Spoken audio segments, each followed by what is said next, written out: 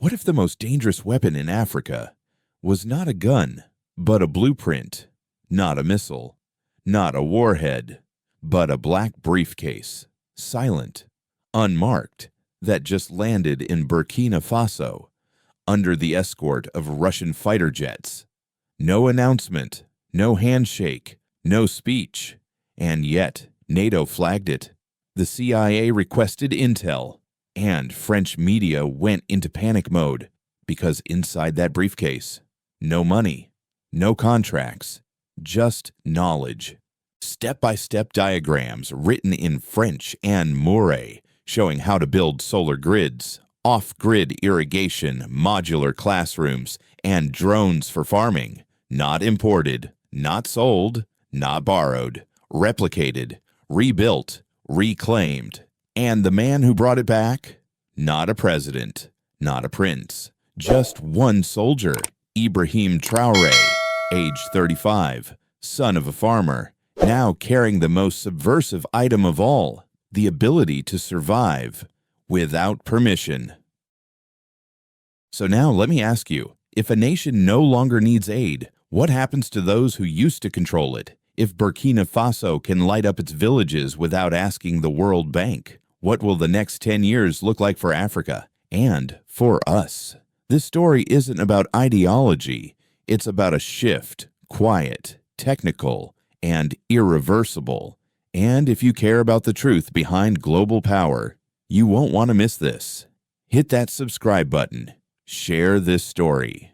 Because what started with a briefcase may just redraw the map of Africa. The Moscow visit and its hidden mission. When Captain Ibrahim Traoré vanished from public view after landing in Moscow, the world assumed the worst, a secret arms deal, perhaps a military alliance. After all, this was no ordinary visit. Fighter jets escorted him in. Russian state protocol greeted him like a head of state. And then, silence. No official meetings, no press conferences, no cameras. Just an armored convoy driving into the Russian winter, away from public eyes, and toward what intelligence sources labeled strategic research compounds. For 48 hours, Burkina Faso's leader disappeared into the snow. But when fragments of information started leaking, not from politicians, but from commercial satellite images, anonymous engineers, and even factory workers, the picture that emerged stunned analysts across NATO and the African Union alike. Traoré wasn't touring armories. He was walking through energy labs, drone hangars, and off-grid tech facilities. In one leaked clip, he stood beside Russian engineers, not inspecting missiles, but asking about battery life in desert heat, solar optimization, and how to adapt drones for agricultural mapping in the Sahel. He didn't act like a buyer. He acted like a student, a man gathering systems, not weapons. One moment in particular set intelligence circles ablaze. Traoré was seen holding a schematic diagram, a modular water filtration grid that uses no electricity, designed for remote areas, translated into French, labeled for open source release. He pointed to it and asked, "How many can be replicated in 3 months?" He wasn't negotiating access. He was mapping timelines.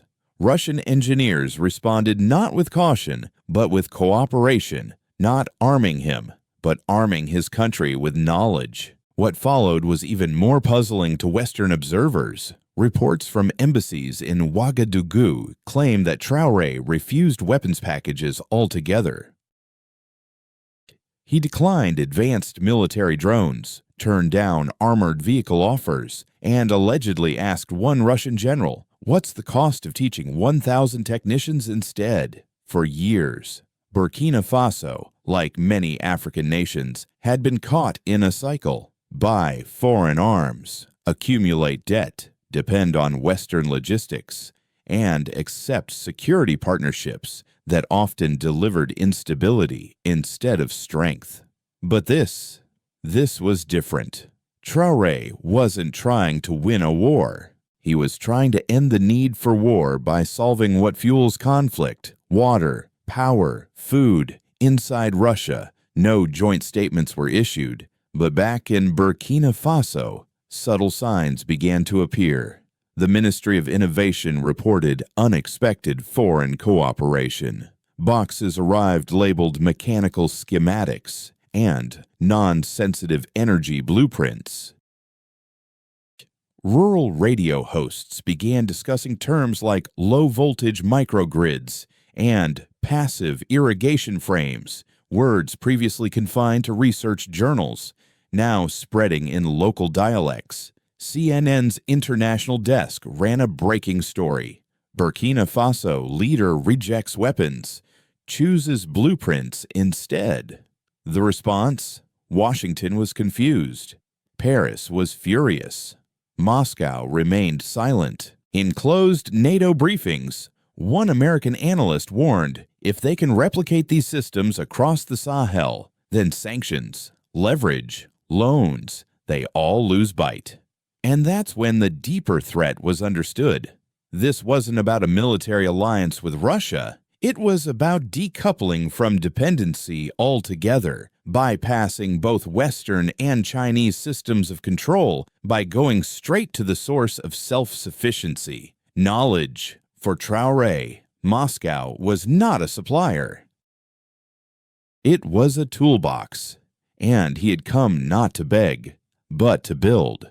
So when he reappeared 2 days later, walking calmly down the steps of the Russian presidential plane, greeted once again by fighter jet escorts, the world saw the surface. But what he carried in his hands, or what his team carried inside that unmarked black briefcase, that's what changed the game. Not with bombs, not with bullets, but with blueprints. The moment that shook the map, the moment Captain Ibrahim Traoré stepped off the Russian presidential plane in Ouagadougou, the story shifted. No fanfare, no fists in the air, just one silent signal. A man who had asked not for missiles, but for manuals. Not for domination, but for diagrams. Not for power, but for process. And then, without headlines or hashtags, it began. In the north, farmers rewired irrigation with gravity-fed tubes. In Koudougou, teachers rolled out cloth blueprints, solar wiring instructions written in Moray and French. In Djibo, drones made from recycled toys scanned for soil moisture. In the east, mothers purified water using sand and salt. No foreign contractors, no logos, just locals. Building forward. It wasn't a revolution. It was a realization. If he brought home knowledge, we already have what we need, our hands. And that realization moved faster than any convoy. In Paris, panic. In Brussels, confusion. In Washington, quiet dread. Because this wasn't just about Russia. There were no tanks, no treaties, only blueprints and belief. A Pentagon memo said it best. He's not fighting us. He's bypassing us. And in West Africa, others began to follow. In Mali, leaked footage aired not for the Russian flags, but for the prototypes. In Niger, translation groups formed to decode the diagrams. In Chad, teacher unions asked for copies of the black briefcase materials. It wasn't admiration, it was replication, and it forced one unavoidable truth. When a teacher lights a classroom with scrap wire, when a girl draws a water pump in chalk, when a mother fixes her solar panel without waiting for help, that's not just survival. That's sovereignty. So when Traoré entered the National Assembly, no armored convoy, no salute. The applause wasn't for what he had brought home. It was for what he refused to bring: dependence. And now we ask you, is this the beginning of Africa's silent shift? From asking to building, from waiting to wiring? Tell us in the comments, where do you think the next blueprint will land? When survival becomes power, in the weeks that followed Captain Ibrahim Traoré's return, Burkina Faso didn't erupt in rallies or revolts. What happened was quieter and far more powerful. In the village of Koudougou, a teacher stapled a solar diagram to a classroom wall and taught students how to wire a lamp using old phone chargers. In Dori, a midwife used salt and charcoal to build a working water filter. In Tenkodogo, teenage girls gathered at night to trace blueprints by flashlight, learning how to maintain solar kits brought in from the capital. They weren't waiting for aid. They were building before the government arrived. And that was the first political shock. For decades, political legitimacy in Burkina Faso rested on two shaky pillars: military strength and foreign support. Leaders were either backed by outside capital or internal firepower. But Traoré's Moscow visit sparked something outside those bounds, a civil movement powered by competence. No slogans, no protests, just one quiet question spreading village to village. If we can fix it ourselves, why are we still waiting for ministries? In the capital, officials scrambled. One leaked memo from the Ministry of Infrastructure read, "Local workshops are replicating decentralized systems ahead of formal rollout. Risk government perceived as irrelevant." That word, irrelevant, sent tremors through the system. Traoré didn't deny it. He leaned into it. In a national address, he said, "If citizens build faster than government, then the government must run to catch up." This wasn't rebellion. It was replacement. Across rural provinces, makeshift innovation hubs sprang up, part garage, part classroom. Young men who once left for Europe returned home to wire panels. Retired electricians from Ghana and Benin crossed borders to train volunteers, and women, long excluded from political dialogue, became custodians of the new systems: water, light, heat. The consequences were immediate and undeniable. Electricity access in some provinces jumped by 20%. Childbirth hygiene improved with clean water kits. Dropout rates fell where schools had night lighting. Suddenly, policy was chasing reality. And that's where the second political shock hit. International aid organizations, used to controlling rollout timelines, found themselves outpaced by local improvisation. One French NGO reported that its solar pilot project in Bobo Dioulasso was preempted by villagers who built a better version using open-source plans from Traoré's briefcase. This wasn't charity anymore. It was competition. At the African Development Bank, economists debated whether to recalibrate loan structures, not because of debt risk, but because Burkina Faso no longer needed some of the infrastructure they were offering to fund. And, for the first time, the power imbalance flipped. Instead of foreign consultants explaining how to develop Africa, local villagers were sending video tutorials showing how they built it themselves. It wasn't pride, it was proof. Traoré never declared this transformation. He didn't need to. It was visible in every wire strung between trees, every filter built from trash, every child who turned a diagram into light. In a country where 8 coups have shattered the promise of stability, what emerged instead was something foreign powers never expected: functional resilience, a quiet, citizen-led shift from dependency to delivery, from demands to diagrams, from asking to assembling. And in the eyes of many Burkinabe citizens, that is what legitimacy finally looked like. America's mirror moment from Washington to Paris, from Beijing to Brussels. The quiet rise of Burkina Faso triggered a very different kind of alarm, not over weapons, but over irrelevance. In Paris, intelligence officials whispered about a strategic leak. But it wasn't a leak of secrets. It was a leak of blueprints, spreading from village to village faster than French policy could catch up. They saw In real time, a former colony no longer asking for loans, but acting with borrowed knowledge. In Brussels, energy think tanks issued internal warnings. If Burkina Faso could make solar grids from scraps and water filters from sand, what would happen to Africa's dependence on European-backed infrastructure loans? Suddenly, aid was not an instrument of influence. It was a product that could be outcompeted.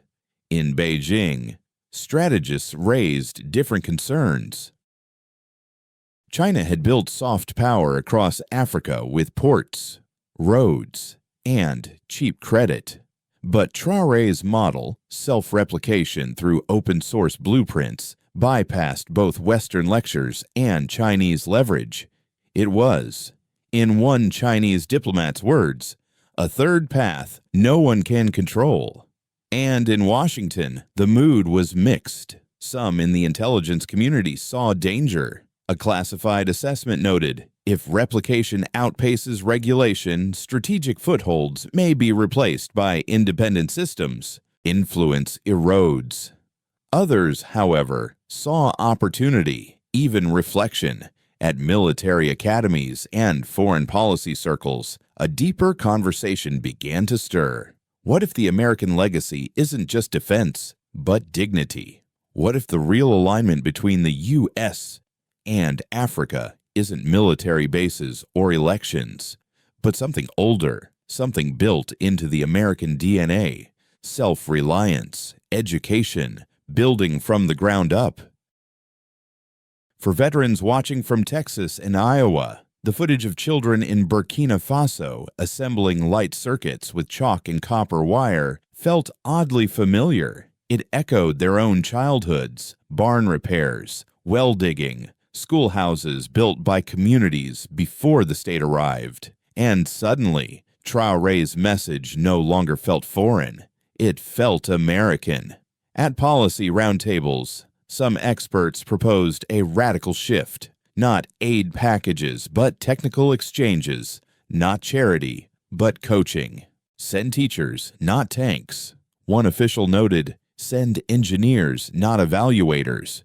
Because maybe, just maybe, America's true role isn't to dominate Africa's future, but to recognize it, to listen, to learn, to support without strings. And in that mirror moment, the question isn't about Traoré anymore, it's about us. Will America remain a superpower that trades influence for control, or can it become a mentor that earns respect through tools, not threats? Let me ask you, if you were advising Washington right now, how should America respond to the rise of a leader who chooses chalkboards over bullets? Tell us in the comments. Your perspective matters. The Blueprint War. The world is watching, not because Burkina Faso launched missiles or staged parades, but because it cracked a code. A nation dismissed as poor, unstable, irrelevant, is now redrawing the logic of power, not with tanks, with tools.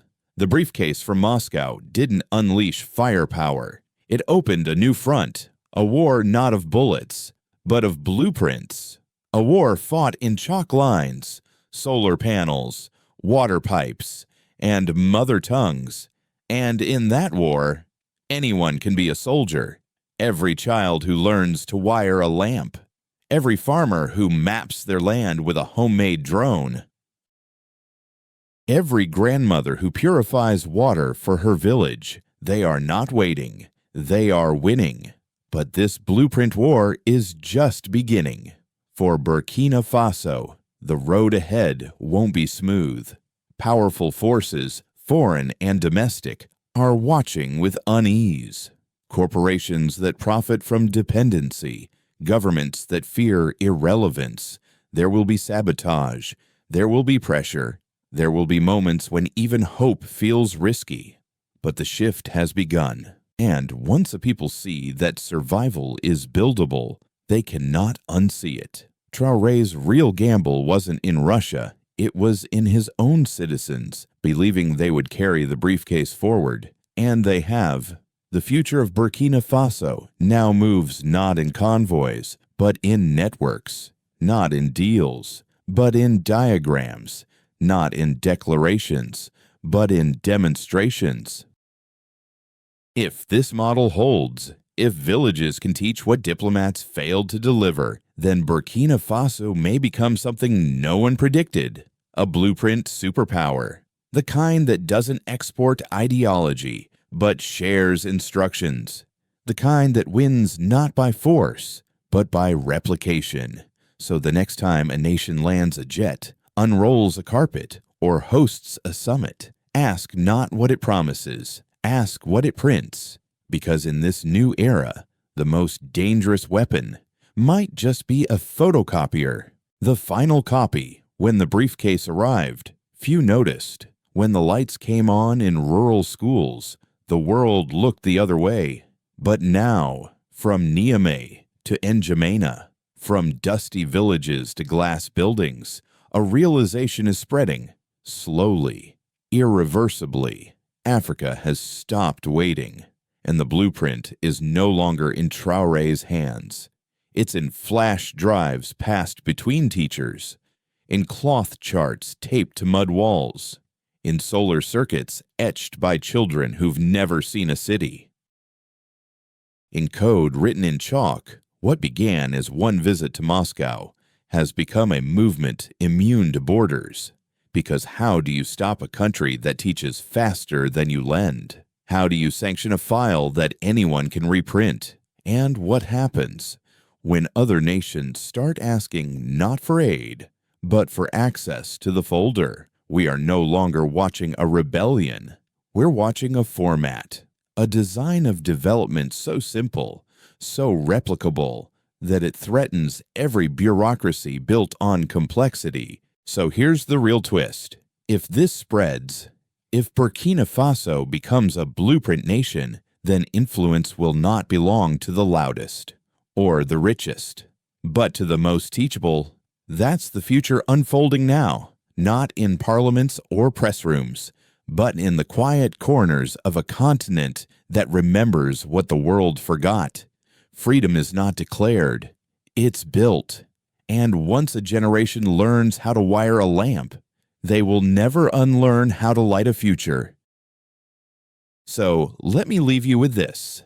If one briefcase can trigger a quiet revolution, what happens when the next one opens?